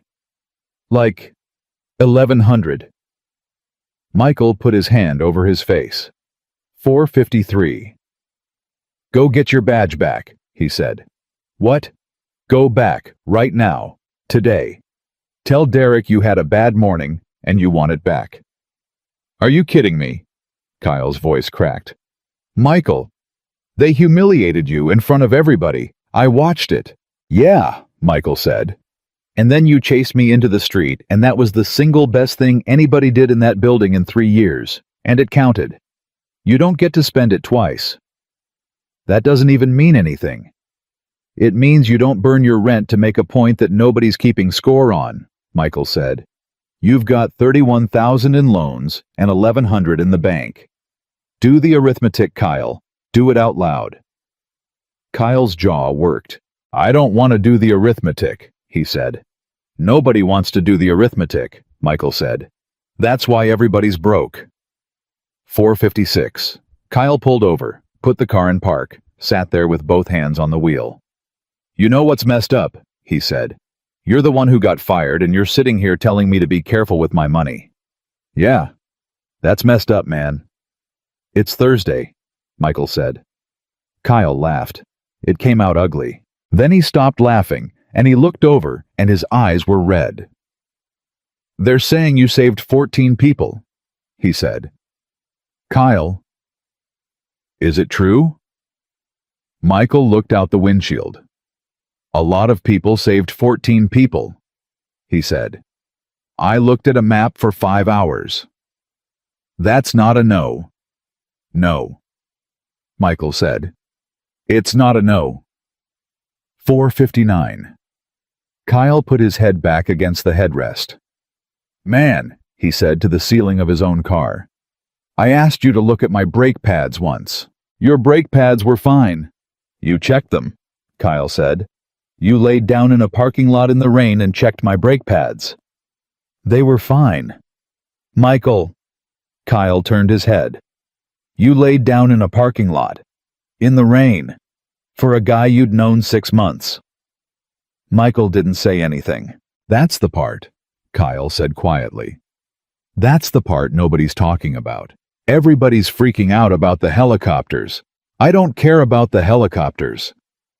He wiped his face with his sleeve, embarrassed. "I care that you checked my brake pads." 5:03. "Go get your badge back," Michael said. "Yeah," Kyle said. "Yeah. Okay. Today. Today. Okay, God." He put the car in gear. "You're worse than my mother." 5:11. He was at Sophie's school gate at 3 the next afternoon when his phone rang. Amanda Reeves. He almost let it go. Then he answered, "Mr. Hayes." "Ms. Reeves." "I have a question," she said, "and I need you to know before I ask it that it's not a job offer. It's not a press release. Halverson doesn't know I'm calling, and he'd have a stroke if he did." "Ask it." "Rosa Delgado's granddaughter," Amanda said. "The one with the same condition as your daughter." Michael went still. "I found her," Amanda said. "Rosa, 5:15 this morning, 11th floor. I've been going in at 5 for 4 days, and yesterday she finally stopped pretending she couldn't see me." "What did she say?" "She said you're the lady from the video." Amanda's voice was flat with it. "And then she said he was nice to me, and she said it like she was defending you. Like she thought I'd come to say something bad about you." A pause. "She's worked in that building for 6 years. She thought the CEO showed up at 5 in the morning to complain about a maintenance guy." Michael closed his eyes. "Her granddaughter's name is Elena," Amanda said. "She's 7. She's on a waiting list at a clinic in Houston. 9 months. 9 months is too long." "I know," Amanda said. "That's why I'm calling.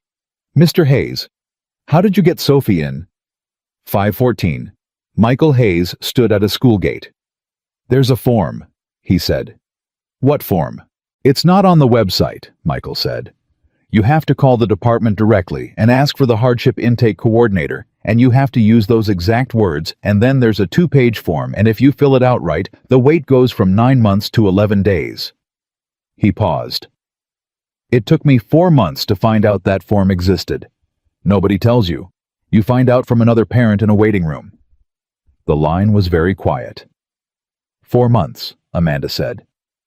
4 months. That's... Her voice did something. "That's the same thing, isn't it? That's the exact same thing. There's a form and it takes 11 seconds and nobody tells you it exists." "Yeah," Michael said. 5:18. "Send me the number," Amanda said. "I'll make the call myself. Today." "Rosa has to make it. It has to be family." "Then I'll drive her." "Ms. Reeves." "I'll drive her, Mr. Hayes," Amanda said. "I have a car, and I have a Tuesday, and I have absolutely nothing else in my life right now that matters more than that, and if you tell me that's performative, I will accept it because it might be, but I'm going to do it anyway." Michael was quiet. Then he said, "Text me when it's done." "Why?" "Because I want to know," he said. "Elena's 7. I want to know." 5:22. Sophie came out of the gate at 3:04 with her backpack dragging on one strap. "Who was that?" "Work call." "You don't have work." Michael looked at his daughter, and then he did the thing he'd been putting off for 6 days. "Soph," he said, "sit down a second." 5:24. They sat on the low wall by the gate. "I got fired," Michael said. Sophie didn't say anything. "Last Wednesday," he said, "the day of the weird call. I got fired that morning and I didn't tell you, and that was wrong of me, and I'm telling you now." Sophie looked at her shoes. "I know," she said. Michael's head came around.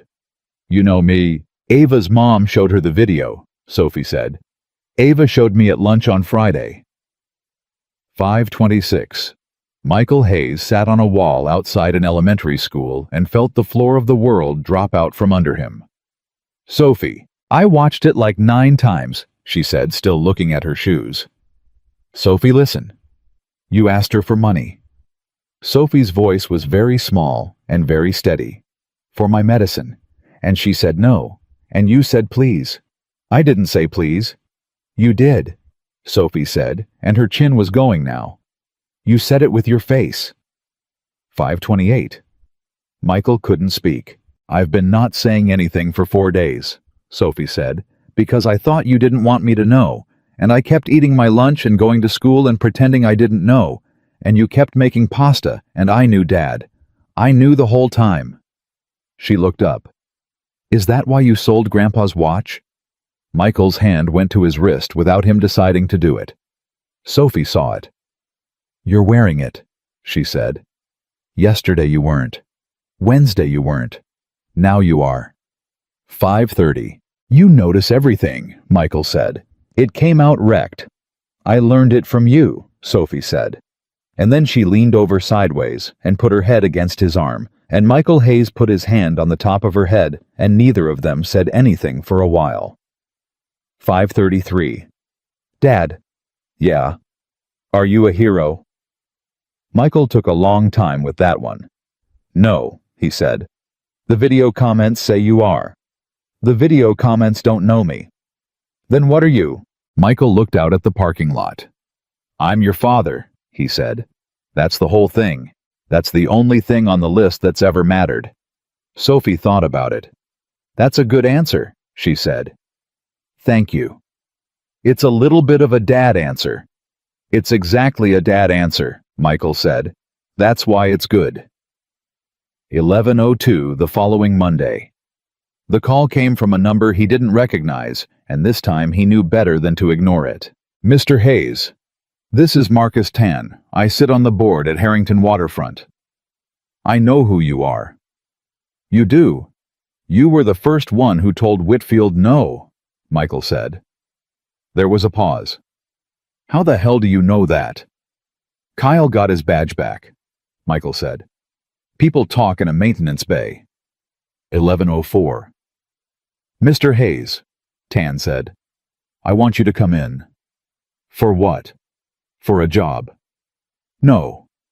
You haven't heard. I don't need to hear it, Michael said. It's a senior title with a big number attached, and it makes a video go away. That's not what it is. Mr. Tan, Michael said. I've been fired for 6 days. 4 different companies have called me. Every single one of them opened with "We saw the video." He paused. Not one of them asked me what I actually do. Silence. What do you actually do? Tan said. 11:06. Michael Hayes stopped. It was, he realized, the first time in 11 years that anyone had asked him that question in that order. I find the thing nobody's allowed to say out loud, he said. Explain that. Every organization on Earth has one, Michael said. There's always a fact sitting on the table that everybody can see and nobody's willing to name, because naming it means telling somebody powerful they were wrong. And it just sits there, for years, and it costs people things. He paused. Your manual was 8 years out of date. I put it in writing in 2019. Derek signed it and filed it, and Derek's not a bad man. Derek's just tired. Nobody read it. And 7 years later, your CEO fired me in a lobby for being right. 11:08. That, Tan said slowly, is exactly what we want to hire you to do. No, it isn't. Excuse me. You want to hire me to have done it? Michael said. Past tense. You want the guy from the video sitting in a chair so you can point at the chair. The minute I actually do it, the first time I walk into a room and tell your board that the premise is wrong, I'm the same man in the gray uniform I was 3 Wednesdays ago. He said it without heat. That's not a criticism, Mr. Tan. That's just what happens. It happened to me in the Navy, too. 4 men died because a captain scared a room quiet. 11:11. Marcus Tan didn't speak for a long moment. What would it take? He said. What? You've clearly thought about this more than I have, Tan said. So tell me, what would it take? 11:13. And Michael Hayes, standing in a kitchen with 19 cents on the counter, gave the answer he'd been building for 11 years without knowing it. 3 things, he said. Go. 1. It's not a security job. Everybody keeps calling it a security job because that's the box I fit in. It's not. It's a review job. I read every system in that company, physical, procedural, documented, and I find the parts that stopped being true, and nobody updated. That's it. That's the whole role. Fine. 2. I don't report to a person. I report to the board. Not because I want status, because the second I report to somebody who can fire me for what I find, I stop finding it. That's not a preference. That's mechanics. That's exactly what happened to Kessler. Who's Kessler? Doesn't matter, Michael said. She was right on day 2, and a man told her to be quiet, and 4 people died. 11:16. Tan's voice had changed entirely. And 3, he said. 11:17. 3, Michael said. He looked at the yellow legal pad on the table, folded soft as cloth. Sophie's morning meds, 6:15 a.m. No exceptions. I'm out the door at 4:30 every day, he said. Not 5, not 5:30. 4:30. I pick my daughter up, I walk her home, I make dinner, and I sit at a table and help her with her homework, and I do not answer a phone between 4:30 and 8 o'clock for any reason on God's earth. Mr. Hayes, I'm not finished. Michael's voice never rose. I don't want an exception. I don't want a special arrangement for the guy from the video. I want it written into the roll, in the actual document. So that the next person who has this job, some woman with a kid, and a diagnosis and a spreadsheet, somebody who's never been on a helicopter, and never will be, can point at that line and say it's 4:30 I'm going. 11:20. The line was completely silent. Because that's the thing nobody's saying out loud in your company either, Michael said. Everybody in that building has somebody at home, every single one of them, and every single one of them thinks they're the only one who's not allowed to leave. 11:22.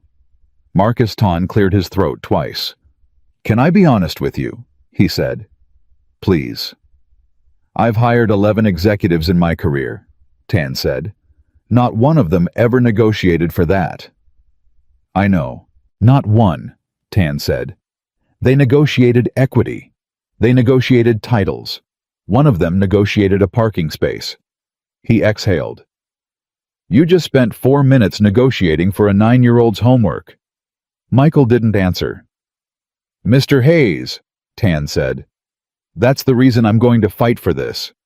11:25. There's a fourth thing, Michael said. You said 3. There's a fourth. Go ahead. Amanda Reeves stays. 11:26. The pause was so long, Michael checked to see if the call had dropped. Say that again, Tan said. Amanda Reeves stays, Michael said. Whitfield's still working it. He'll be working it in 6 months. He'll be working it in a year. He's patient, and he's got 2 votes, and he's waiting for her to slip. He paused. She stays. Mr. Hayes. Tan sounded like a man who'd been hit in the chest. She fired you. In front of 30 people, she refused you $340. Yes, and you're negotiating for her job. I'm not negotiating for her job, Michael said. I'm negotiating for what happens after. 11:28. Explain that to me, Tan said. Slowly, because I don't understand.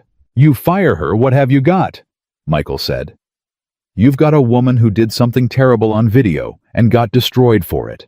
And every executive in this country watches that and learns exactly one lesson: don't get filmed. He paused.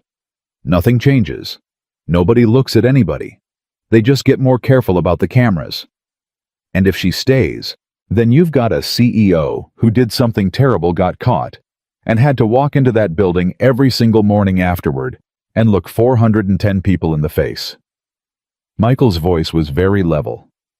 She's going in at 5 in the morning to find a cleaner named Rosa. She's driving Rosa to a clinic on Tuesday. Nobody made her do that. There's no press release. There's no camera. That could be an act. It could be, Michael agreed, for about a month. Nobody performs for 400 people for a year. He paused. That's the thing about names, Mr. Tan. You can fake caring. You can't fake knowing 410 names. That takes actual work, and it takes an actual year, and there's no shortcut, and nobody's watching while you do it. 11:31. Tan let out a breath. You know what she'd say if she heard this, he said. That she doesn't deserve it. Yes, she's right, Michael said. She doesn't. That's not what it's for. He looked out the window. I don't do this because she's earned it. I do it because Rosa Delgado's granddaughter is 7 years old and on a 9-month waiting list, and there's exactly one person in that company right now with a car and a Tuesday and a reason to care. 11:34. Mr. Hayes, Marcus Ton said, I'm going to put all 4 of those in front of the board on Thursday. They'll say no to at least 2. Probably. Fight for 4:30, Michael said. "The rest of it I can live without." 11:36. He hung up. Then he stood in his kitchen for a while with his hand flat on the counter. Then he went and got the yellow legal pad, and he sat down at the table and he read the list. All of it, top to bottom. The way he had every morning for 4 years. Sophie's morning meds, 6:15 a.m. No exceptions. He'd kept it, every day. Through the fountain and the manual and the corridor and the lobby and the helicopters and the map and the pharmacy and the 19 cents, every single day. 3:11 the following Tuesday. Amanda Reeves texted him one word. 11 days. Michael read it twice.